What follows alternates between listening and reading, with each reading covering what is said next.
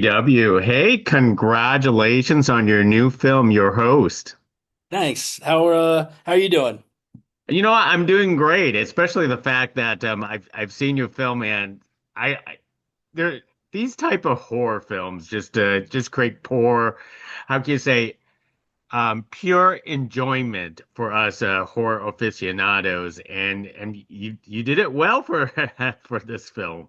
Thank you. I am very happy to hear that you enjoyed it. And that kind of praise it means a lot. So thank you.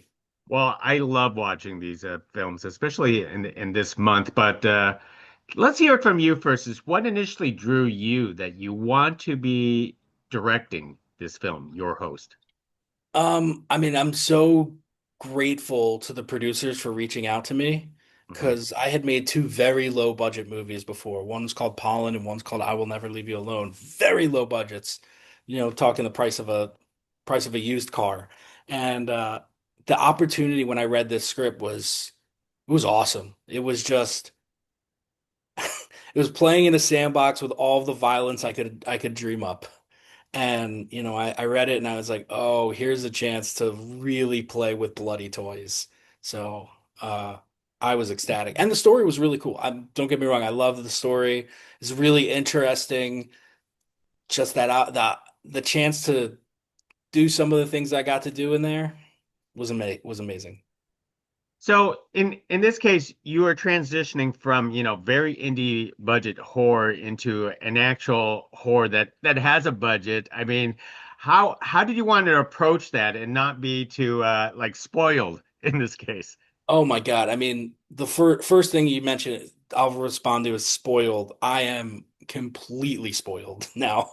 It was a dream come true to me. I mean, the producers were incredible, incredible to work with. They knew how to treat the cast, the crew, and it's always important to me that everyone's, happy. It is a workplace. It's also an artistic haven and everyone has a voice and it was great to work with other people who liked that, who were collaborative and fun.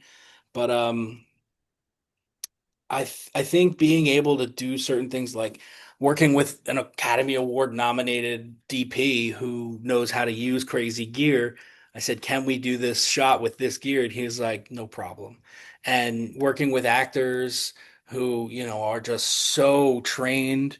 It was, we weren't telling them how to move. They knew exactly what they were doing. They did it shot after shot after shot. The lighting was on point all the time. It was it was magic to be on that set. I was very, very fortunate to be part of it. It's wonderful that the fact that you pull this off because the subgenre, of this, what people like to call it torture porn, is a difficult one to handle because you have to be so creative, with its devices and the techniques. But like Saw or Hostel, they had a team that actually tried to figure how to pull this all together. Did you have a team Oh yeah. to assist you in this case? I can't recall their company's name, but they were on set for a day before, a day after any of our big stuff. I think they had someone on set most days for any of the blood we were doing. They are true artists who found a calling in killing things. They if they had chosen to go classical art, I'm sure their stuff would be in museums. Instead, they went this route and their stuff's in movies. And I'll call it the head pop. Watching that happen in real time between our special effects people, our construction people, our I don't know, everybody came together to make that happen. And in watching it in real time, it was awesome. I can't imagine there's a huge difference between me watching it and you watching it in person. I wish I mean I don't want to say plays relate, but I wish every horror fan, every movie fan everywhere could go to a set and see what it's like to make movies because I know there's people who are miserable on set who are just thinking of it like a job and and I get that because life is hard and we have work, but sometimes it's really magical. I remember when I was just starting doing sketch comedy and someone invited me to the set of Adult Swim, and I wound up helping out on an episode of a show called Your Pretty Face is Going to Hell with Casper Kelly, and who's about to have a movie come out with the Boulder Light people who did Weapons and Barbarian. He invited me, and I got to work on his show, but it was magic. I never thought I would get invited to a place like that, and I think the more opportunities people get to see the things they want out of life, the happier we might all be, maybe.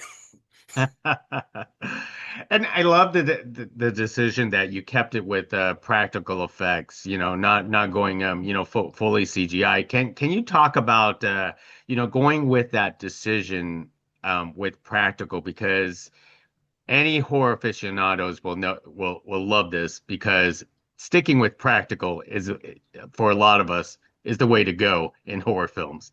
Yeah, I mean, I think I watched The Thing before the movie, and every horror person knows The Thing, and that's all practical. And watching it now, it's like, oh well, that would never fly on a set now. But the marriage between practical and visual effects now, it's awesome because if you have those means of getting practical stuff that looks cool, and then you have these amazing visual effects artists. I mean, you could do whatever you want. You can make anything happen, and uh, I love that. Versus these movies that only use visual effects versus movies that only use practical. You get this really great marriage of these very different, very important art forms. And yeah, some of the stuff we got to do was really cool.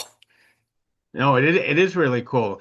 And in order to get that, that horror affection from this film, the shots have to be perfect. And I want to say your shots, your angles, capturing people's faces. Can you talk about working with your cinematographer, to capture the fear that we all want to, come at us? Oh yeah. I mean, Paulo Carnera is a genius. Academy Award nominated for the movie Io Capitano that he did. I mean, this guy is brilliant. And I would draw out all these like different shots that we would get throughout the day that we would want to get. And part of it was we shot with two cameras. Paolo operated the B camera, and his A cam operator Andreas was just a superhero. I mean, not only is he, I mean, I think sometimes people might misunderstand a camera operator for someone who just holds a camera or just presses buttons on a camera. A really good camera operator like Andreas is communicating with actors through his camera the second I call action. He is watching them and responding with them. If what, obviously if you're on sticks and not moving, it's different. But when he's shoulder mounted, he's doing these slight movements in to see, and man, it makes all the difference in the world to work with someone like that who understands the script, understands the dialogue at that exact moment. It's yeah, I didn't do any of it. It was all Paolo and Andreas and their team. They're just awesome. And obviously, you know, the actors working with them. But I think the point I'm trying to make is a DP and a camera operator have to know the script and the characters and the moments so well to really help tell the story. And it certainly does. And let me address though one major last thing because centrally all this came together all thanks to Jackie Earl Haley, who is a horror icon in this business. Tell us about working with him and how do you direct a legend who practically knows what he's doing? I mean, he was so kind and gracious to work with. I mean, just a brilliant actor and a really great guy. I mean, I think what makes working with people best. I always say work with the people who want to work with you. And Jackie saw what I wanted to do, brought what he wanted to do to the table, and with the producers, what they wanted to do. And all of us, we made the thing happen. And working with Jackie was just as collaborative as I am and I want to be. Sometimes it's let the chef cook. And that's what I did. I let the chef cook and I just made sure that the people were at the restaurant. I don't know. But yeah, he was magic. All the actors were magic, and Jackie made it really easy for me to work with him, and I can't tell you how much I appreciate it enough because he's also a director, he's also a writer, he's also a producer. He knows all the things, and instead of saying, "Hey, I know what's best," he came in and say, "How do we do this best?" And I'm so thankful for Jackie. I could certainly say that this character is very psychotic, and that's what we love. We love psychotic villains in this case. But I am curious though, is that can you explain the choices of masks in this film? That was a yeah, I mean, we spent a long time kind of figuring it out. We wanted to have something really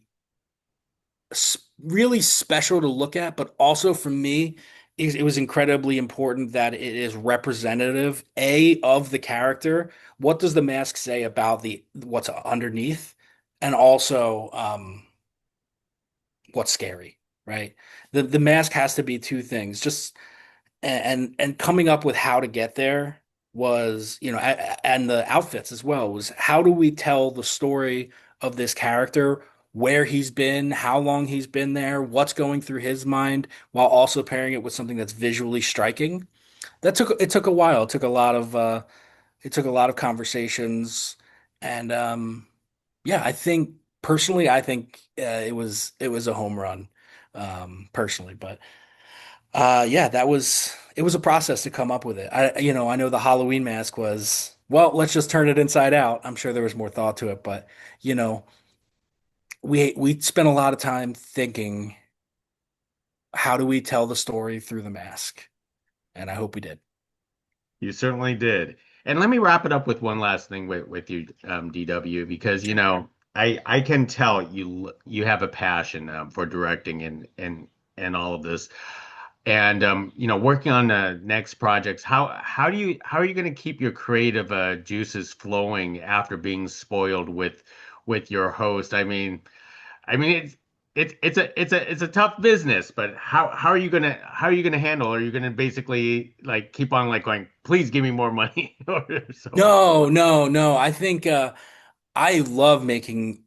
I think this is the ideal budget for a movie for me. It's like, just keeping it small, keeping it fun, keeping it intimate. Uh, I don't know. I don't know if I want to make stuff with big blue walls with little white X's. I'm not sure that's what I want to do with my career. I like working directly with actors and with DPs. So how do I keep it creative? How do I keep the juices flowing? I don't know. Probably by uh going out into the world, seeing things, doing things that expand my horizons and uh, feeling, just feeling joy from things and, feeling and imagining what it's like to have that joy taken away. And I think that's where the juices come from. Well, keep on doing what you love, DW. So Thanks, Gig. thank you very much for speaking to us about your host. People in this subgenre will love this film. Thank you so much for watching, Gig, and I appreciate your time very much.